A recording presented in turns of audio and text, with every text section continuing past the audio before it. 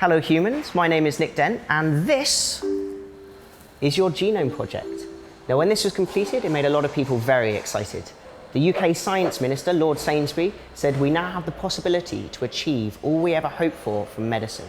President Bill Clinton said we are now learning the language in which God created life. And my mother said, what a lot of big white books. So what is it that got my mother and William Jefferson Clinton so excited? Well, the Human Genome Project is a collaboration between several countries. It was France, Germany, China, Japan, USA and United Kingdom working together to map all of the genes, collectively known as the genome, of the often less than humble Homo sapiens. So to put it marginally simpler, this will tell you where to find all of the genes in human DNA. These are the instruction booklets that your body follows when building a human being. So how does your body use these to make a human being? Well, these letters represent nuclear bases in DNA. Now here I have a model of DNA. This structure was discovered in 1953 by James Watson and Francis Crick, with honourable mentions to Maurice Wilkins and Rosalind Franklin.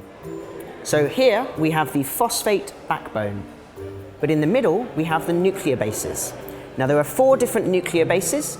There is adenine, which is represented in these books by an A, thymine, T, cytosine, C, and guanine, G. So they bond here in the middle, forming the double helix shape. Now adenine will only bond to thymine, and guanine will only bond to cytosine. So if you know the structure of one strand, you can actually use this to deduce the structure of the other one. So how does a language using only 4 letters ordered by random chance create the wonderful poetry that is my body? Well, you've heard the story about if you gave a monkey infinite time and a typewriter, he'd write the complete works of Shakespeare. Well, if you only gave him 4 letters, he couldn't even type Shakespeare. So the truth is, this language doesn't just use 4 letters. These 4 letters are grouped into 3s called codons. Now, theoretically, you could combine these letters in 64 different ways. And these codons can code for 20 different amino acids. Now, if you think, we have 26 different letters in the English alphabet, and these can make all of the wonderful words and stories that you've ever heard. So 20 is starting to sound like a more viable number to create a human being. So these amino acids combine to form proteins. And these proteins can join together in bundles to form tissues. So this is why mutations can be so dangerous. Because if you change one codon, it changes the amino acid, which changes the protein, which changes how it combines. And this can kill you, or give you superpowers. So as you can see by these books, you have a lot of DNA. There are 3 billion letters or bases in these books. And bear in mind, you have this information in nearly every single one of your cells. And they produce a staggering amount of DNA. If you stretched out the DNA from one cell, it would reach 2 meters high. That's roughly the height of these books. And bear in mind, you have nearly 40 trillion cells in your body. So combined, they create enough DNA to stretch nearly 50 times around the world. However, only 2% of our genome are actually genes. This amounts to just under 21,000 genes. This is less than a water flea. This is half as many as a potato. Now, most people you meet will be slightly more complicated than a potato, so scientists soon have to realize that bigger is not necessarily better. Now, changes in this 2% can affect many things. It can affect your hair color, it can affect your height, and sadly, it can even affect whether you live through childhood.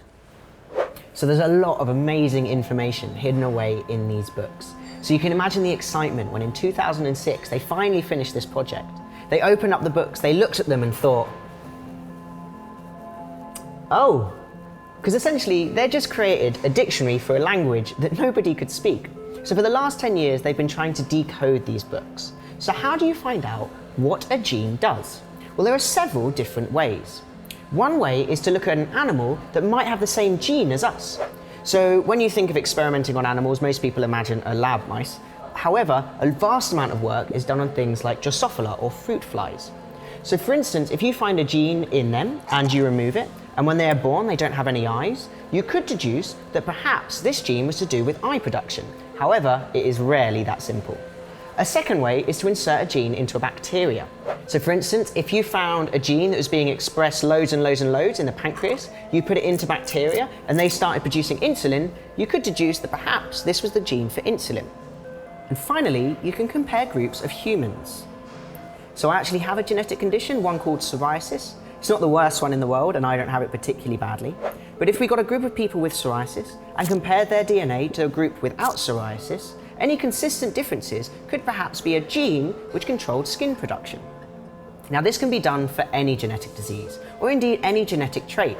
However, many traits are actually governed by many genes working together, such as height, so it is not always that easy to pinpoint them.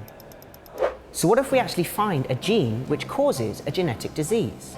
Well, many people think we should do nothing, because messing with this code is tantamount to playing God. However, many people see this as the potential to remove inherited diseases from the human race and improve the life of millions of people. Scientists have been working on ways to alter the genome using molecular scissors, and over time, these results have become more accurate and more reliable. This gives us the potential to cure diseases as wide-ranging as cystic fibrosis to haemophilia. Some people even believe that we could alter our immune system to combat diseases such as HIV. So the future is coming, and the information in these books has the potential to change the world. And I, for one, am quite excited.